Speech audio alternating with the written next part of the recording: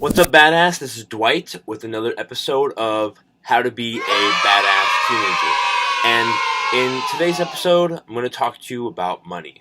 Okay, so today's episode is called The Real Price of Buying Something.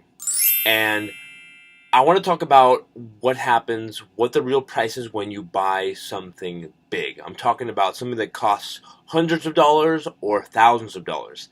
And I'm going to use a car to give an example of the real price of something big. So, I don't have a lot of time to get into the nitty-gritty details. You can find that in the podcast or, of course, in the blog itself. However, I'm going to give you a very slim breakdown as to what you're actually agreeing to pay for when you buy a car. Okay? So, let's say you want to buy a car for, I don't know, $6,000, like a used Toyota Corolla, okay? And you've got, a couple $1,000 saved up, and you've got a job where you're making $500 to $1,000 a month, okay? So for a teenager, I'd say that's decent, considering that you might not have any bills outside of your cell phone. So, when you go to buy a car, don't just pay attention to the price of the car. You've got all these other things to consider. So, aside from the price, the monthly payment, you've got registration, you've got gas, which depending on how much you drive could be the price of your monthly payments. You've got car insurance, you've got regular maintenance, which is like an oil change and that kind of stuff, and every 3 months.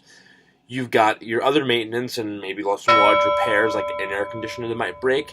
And you've got your accessories and car washes, you've got roadside assistance like the AAA, and then parking, okay? So all these things add up. So I want you to think about I want you to do this. Before you go and buy something like a car, go check out how much the car costs, and then take the time to really do the math. And I do the math in the podcast, in the blog, given the example of a car that costs $6,000, excuse me.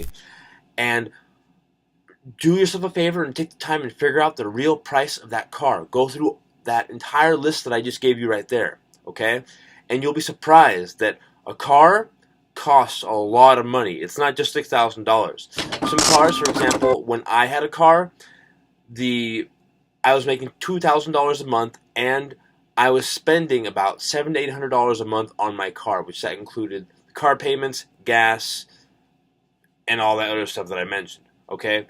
It really shocked me how much money I was paying for just my car and everything else that came with it. Now I don't own a car, and my money goes towards different places. I'm very glad because, I just don't like cars. One of the reasons why are all the extra things you have to pay for. So anyway, next time you buy a very big piece of a very big tool, as I like to call them, whether it's a computer or a car, take the time to figure out all those extra little costs or big costs, okay? So, I hope that helps. I'll talk to you later, badass.